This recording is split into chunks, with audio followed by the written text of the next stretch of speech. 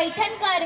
मी आता 4थीत शिकते. माझ्या शाळेचे नाव जिल्हा परिषद प्राथमिक शाळा गडमाळा. माझ्या भाषणाचा विषय माझे स्वप्न. मित्रांनो, माझे आवडते शास्त्रज्ञ डॉक्टर APJ अब्दुल कलाम यांनी म्हटलं होतं, स्वप्ने ती नसतात जी माणसाला झोपेत पडतात. स्वप्ने ती नसतात जी माणसाला झोपेत पडतात, तर तीच स्वप्ने माणसाला झोपू देत नाहीत. तर तीच स्वप्ने माणसाला झोपू देत नाहीत. म्हणून कधीही स्वप्ने उघड्या डोळ्यांनी पाहावं. स्वप्न म्हणजे आपल्या प्रत्येकाच्या आयुष्याकडे पाहण्याचा दृष्टिकोन. इच्छा, आकांक्षा आणि ध्येयाची वाट असतात स्वप्न. मलाही पडतात. कल्पनेपेक्षा ध्येयाचा मार्ग असतात माझी स्वप्न. मला कधी कधी सचिन तेंडुलकर प्रमाणे मैदान गाजवावेसे वाटते, तर कधी लता दीदी सारखे गोड गळ्याने गावेसे वाटते.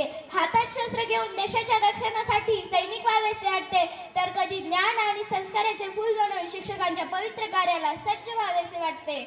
वाटते माझे पंख लावून आभाळात उंच उंच जावे. वाटते माझे पंख लावून आभाळात उंच उंच जावे. उंचीवरच्या उद्भुत जगातून खाली डोकावून पाहावे.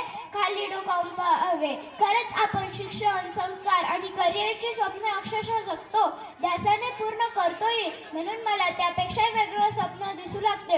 होय, माझं स्वप्न आहे चांगला माणूस बनायचं. होय, माझं स्वप्न आहे चांगला माणूस बनायचं. आपल्या सगळ्यांचं आयुष्य खूप धकाधकीचं होत आहे. विज्ञान व तंत्रज्ञानाच्या युगात माणूस मानवतेला व माणुसकीला पारखा होत चालला आहे. संवेदना हरवत चाललेला आहे. प्रचंड गतिमान आयुष्यात न्याय, नीती पायदळी जात असताना मला माझे माणूस, चांगला माणूस बनण्याचे स्वप्नही खडतरच वाटत आहे. मी खूप लहान आहे. मी बघितलेलं स्वप्न त्या मानाने खूप मोठं आहे, पण मी ते उघड्या डोळ्यांनी पाहिलं आहे. म्हणून माझी बलस्थान आणि उणीव यांचा समतोल साधत मला वाटचाल करायची आहे.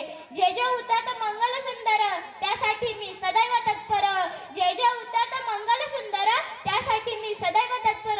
या ओळीप्रमाणे मला माझ्या स्वप्नांना गवसणी घालायची आहे. नोकरी आणि करिअरची स्वप्न तर मी साकार करीनच, पण खरे स्वप्न मी गुलाबाच्या फुलाप्रमाणे जपेल, की त्याचा सुगंध सदैव दरवळत राहील. शेवटी जाता जाता एवढंच म्हणायचे वाटते की स्वप्न सरिखा दृश्य नकोई, मन की गतिशा प्रबळ नकोई.